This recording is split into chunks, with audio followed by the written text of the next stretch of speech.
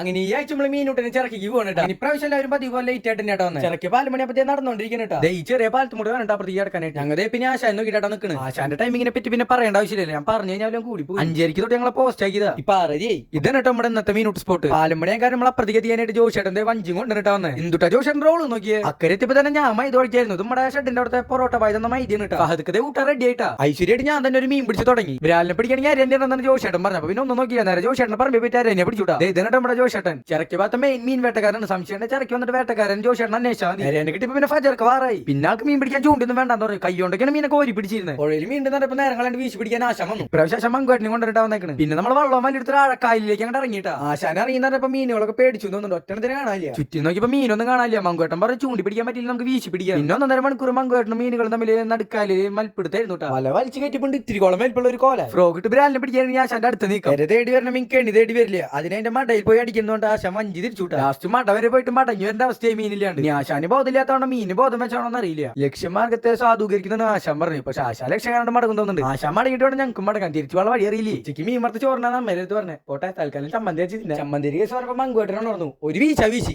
അതിലൊന്നും കിട്ടിയില്ല. ലാസ്റ്റ് വഞ്ചിത്തെ വെള്ളം കോരി കളഞ്ഞ് പോവാന്ന ഏരിയായിട്ട് മീൻ പിടുത്തക്കാരൻ ആ തൊഴയിൽ കണ്ടറിയാം. പക്ഷെ ഒരു മീൻ പോലും കിട്ടിയില്ല. ഹായ് കാണിച്ചാണ്ടിരിക്കട്ടെ. അപ്പുറത്ത് മീൻ കൊണ്ട് അതിന് പങ്കെടുക്കുകയാണ്. പോണ വഴി നമ്മൾ ഫാദുക്കാരൻ ജബൂനും കണ്ടുട്ടാ. ഇന്നത്തെ ഫാദുക്കാരൻ മീനോട്ട് കഴിയും തോന്നുന്നു. ജിത്തുമ്മ പഴമൊക്കെ തിരിഞ്ഞ് പൊരിഞ്ഞ പോരാട്ടം കേട്ടാ.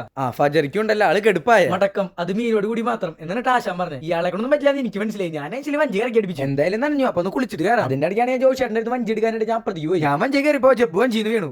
ജബ്ബു വഞ്ചി കയറിയപ്പോഴാണെങ്കിലോ വഞ്ചിയാ പറഞ്ഞു. വഞ്ചി പറഞ്ഞപ്പോ ജോഷേട്ടന് വായന ചരിത്രം. പിന്നെ ജോഷേട്ടനും വഞ്ചി തമ്മിലായി പോരാട്ടം. വഞ്ചി മുങ്ങിയ പുച്ചിക്ക് ചമ്മന്തി അരിക്കാനുള്ള 4 വരെ പോയി. പിന്നെ ജബ്ബു സാഹസികമായിട്ട് സാധനം എടുത്ത് എറിഞ്ഞു. വഞ്ചി സൈഡാക്കിയിട്ട് ഞങ്ങൾ അതിന് ചലിക്കായി. പിന്നെ അടുത്ത വേട്ടയിൽ കാണാം.